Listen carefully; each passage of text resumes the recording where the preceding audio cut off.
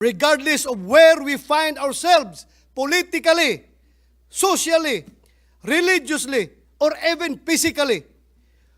We all share the same heart and spirit. Mr. President, may President Bongbong Marcos continue to listen to the heartbeat of the people. Hindi lamang sa sports, kundi sa lahat ng aspeto ng buhay Pilipino. Puso, Mr. President, puso. Maraming salamat po. Maraming salamat.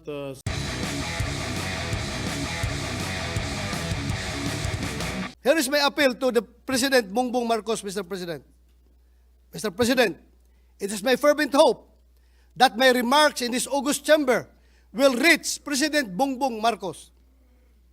To President Bongbong Marcos, I am reaching out to you in all humility. I do so not only as a concerned citizen and a resident of Davao City. I speak also as someone who deeply believes in your commitment to this nation. Marami na po tayong narinig sa balita.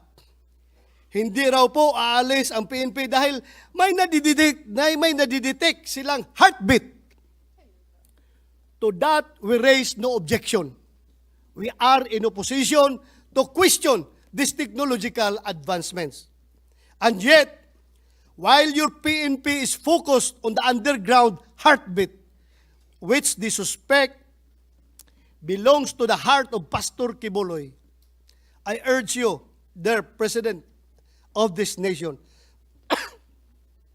to listen also to a different sort of heartbeat, the heartbeat of thousands of Filipinos in the midst of this cacophony of sounds. It is our hope that the voices and hearts of these Filipinos will not be drowned out. Among them are the members of the KOJC, deprived of their religious freedoms. Their right to practice their faith is being challenged, and their pleas for support are echoing through our land. Excuse me. Let us also listen to the hearts of thousands of students from Jose Maria College Foundation Incorporated and Lyceum of the Philippines in Davao City, as well as their parents, who are grappling with the disruption of their education. I feel that it is not suitable, it's not justifiable, that in the attempt to serve a warrant of arrest, we also end up arresting our young people's dreams. This is highly unwarranted, Mr. President. Their aspirations hang in the balance as ongoing siege affect their learning environment and their future prospects. Additionally, the closure of Carlos P. Garcia Highway near the airport has caused immense hardship for many Davaoenos. Their daily lives are disrupted and their convenience and well-being are at stake.